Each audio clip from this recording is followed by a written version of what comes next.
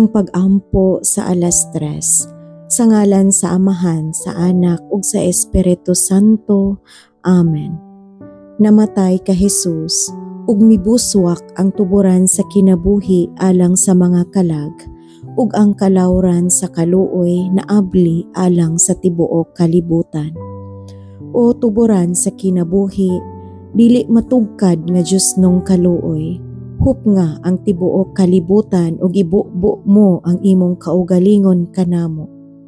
O dugo ug tubig nga mibuswak gikan sa kasing-kasing ni Jesus, isip tubod sa kaluoy nga ri kanamo, nagasalig kami kanimo.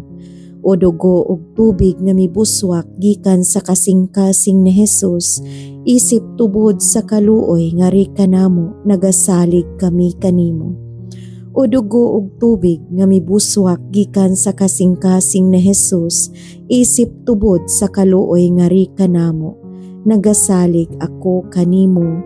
Amen.